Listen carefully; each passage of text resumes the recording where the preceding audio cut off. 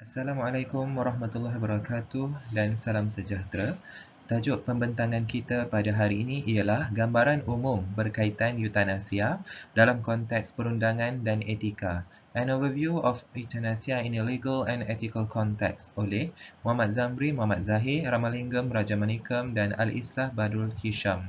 Tujuan International Conference on Communication, Management and Humanities, ICOMA 3.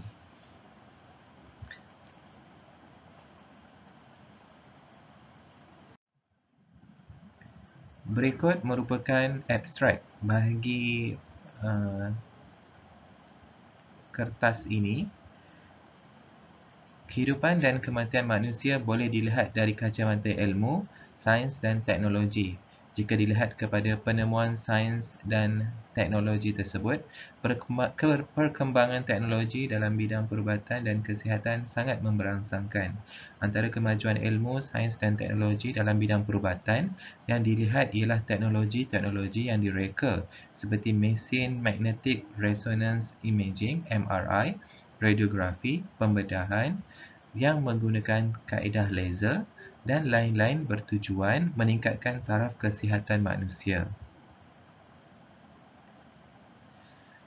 Di samping itu, kewujudan mesin bantuan pernafasan atau dikenali sebagai ventilator dipercayai dapat melanjutkan hayat seseorang pesakit. Kemajuan teknologi turut memberi kesan kepada isu eutanasia.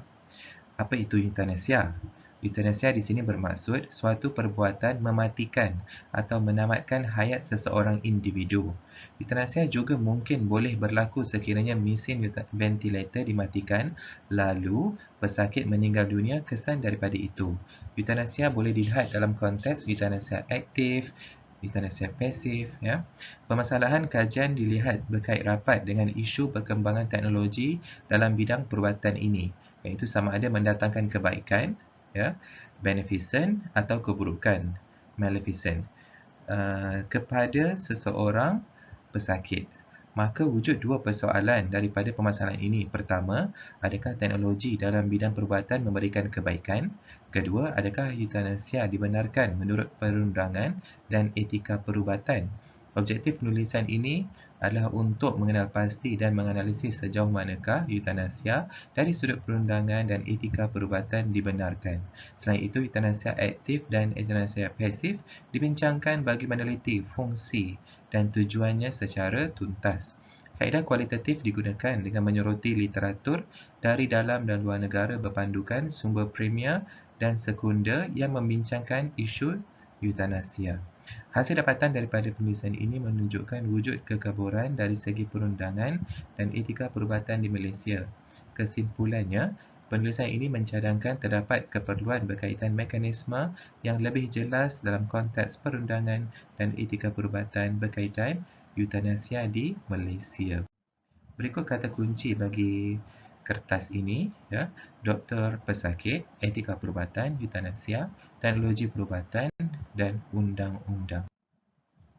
Okey, secara segi perkataan, eutanasia berasal dari perkataan ataupun bahasa Yunani kuno. Eu bermaksud baik dan thanatos pula bermaksud kematian. Dan kemudian digabungkan keduanya menjadi kematian yang baik. Berdasarkan Roswitha A. Sregar 2015. Eutanasia turut dikenali sebagai mercy killing yang bererti pembunuhan tanpa penderitaan, iaitu tindakan itu biasanya dilakukan terhadap derita yang dialami oleh pesakit yang menghidapi penyakit yang tidak boleh lagi diubati dan telah disahkan oleh pihak doktor. Eutanasia atau mercy killing ataupun disebut assisted suicide dilakukan ke atas pesakit sama ada dengan menghentikan sebarang bentuk rawatan atau memberikan rawatan dengan niat memendekkan hayatnya, ataupun memberikan sesuatu yang boleh memendekkan hayatnya. Okey, berikut jenis-jenis eutanasia dari segi aktif, pasif, sukarela, bukan sukarela dan tidak sukarela. Aktif ni jika kita lihat seperti suntikan ataupun ubat-ubatan ataupun sesuatu bahan chemical yang diberikan, contohnya cyanamide yang disuntik ke dalam badan pesakit yang boleh menyebabkan pesakit mati. Ataupun pasif, misalnya pesakit tidak mahu meneruskan apa-apa rawatan untuk mengubati penyakitnya atau mengubatinya, Itu dikira sebagai tindakan pasif atau euthanasia pasif yang boleh mengakibatkan kematian. Sukarela adalah dengan keizinan atau kerelaan pesakit, bukan sukarela. Non-voluntary euthanasia iaitu bermaksud tidak sedar sewaktu ingin membuat keputusan. Pesakit tu dia tak sedar, mungkin dia koma ke ataupun dia accident, dilanggar, kemudian tidak boleh buat keputusan, dan itu dikira bukan sukarela, tiada dengan niat ataupun kerelaan pesakit tersebut. Tidak sukarela involuntary euthanasia adalah bertentangan kerelaan. Misalnya pesakit mahu teruskan rawatan tapi perawat tidak meneruskan rawatan, itu bertentangan dengan kerelaan pesakit itu sendiri. Itu contoh tidak sukarela ataupun involuntary euthanasia. Okey, ini berdasarkan kes Rodriguez versus British Columbia 1993. Okey, dalam kes ini perayu merupakan seorang ibu berusia 42 tahun yang menderita penyakit sklerosis lateral amyotrophic, iaitu penyakit yang menyerang sel-sel saraf otot. Keadaannya kelihatan semakin merosot dan akan kehilangan keupayaan untuk menelan makanan, bercakap, berjalan dan menggerakkan tubuh badannya. Selain itu, dia juga bakal kehilangan keupayaan untuk bernafas tanpa bantuan alat bantuan pernafasan. Jangka hayatnya adalah di antara 2 hingga 14 bulan sahaja. Perayu dalam kes ini mahukan hak yang sah di sisi undang-undang bagi mendapatkan pengamal perubatan yang berkelayakan untuk menamatkan hayatnya. Dia dengan niat untuk menamatkan hayatnya. Walau bagaimanapun, menurut laman web The Canadian Encyclopedia yang bertajuk Assisted Suicide in Canada, assisted suicide adalah tidak dibenarkan di Kanada dan boleh dihukum penjara sehingga 14 tahun. Oleh itu, beliau telah meminta pihak mahkamah supaya membenarkan pengambilan dalam membantu menamatkan hayatnya sebab dia tak tahan dengan kesakitan yang ditanggungnya. Akhirnya, pihak mahkamah telah menolak permohonannya dan sebagai besar hakim mahkamah rayuan mengesahkan keputusan tersebut, iaitu keputusannya adalah ditolak, tidak membenarkan. So, tak boleh teruskan euthanasia. Okey, berikut adalah 5 jenis euthanasia yang telah saya bentangkan tadi. Aktif, pasif, dia sama ada sukarela, tidak sukarela ataupun bukan sukarela. Okay, hak untuk hidup dan hak untuk mati. Hak kemanusiaan merujuk hak yang dimiliki oleh setiap manusia.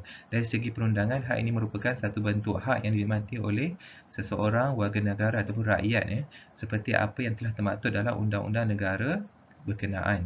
Contohnya dalam Perlembagaan Persekutuan Malaysia, terdapat penerangan mengenai hak kemanusiaan yang terlindung di bawah perlembagaan. Pencabulan hak kemanusiaan yang berkenaan mungkin akan membawa kepada tindakan undang-undang yang sewajarnya. Penarifan hak kemanusiaan dari segi undang-undang adalah berbeza dari satu negara kepada dengan negara yang lain. Kesimpulannya, persoalan mengenai adakah euthanasia ini suatu perbuatan yang bermoral ataupun tidak perlu dilihat daripada setiap konteks euthanasia itu sendiri, termasuk jenis-jenisnya. Terdapat banyak negara yang melarang euthanasia, tetapi ada juga negara yang mengiktiraf kedudukan euthanasia. Apa yang penting adalah walaupun negara itu membenarkan euthanasia, jadi perbuatan itu tidaklah dianggap membunuh walaupun secara moralnya ia dilihat sedemikian. Isu euthanasia ini bukanlah suatu permasalahan yang baharu. Masalah ini sudah sering diangkat dalam pelbagai forum diskusi. Namun begitu, pandangan daripada pakar perubatan, pendongkor undang-undang, kerajaan dan agamawan masih mengundang titik pro dan kontra, baik di Malaysia maupun di negara-negara luar. Diharapkan pada masa yang mendatang, Malaysia mempunyai suatu mekanisme perundangan dan peruntukan yang lebih jelas mengenai euthanasia bagi mengelakkan sebarang isu dan kekeliruan yang timbul. Sekian sahaja daripada pembentangan ini. Okay, do right. Thank you for attending this conference. Terima kasih kerana sudi mendengar. Saya mendoakan agar conference antarabangsa ini terus berjalan dengan jayanya setiap tahun, insya-Allah. Sekian, terima kasih. Assalamualaikum warahmatullahi wabarakatuh. Thank you.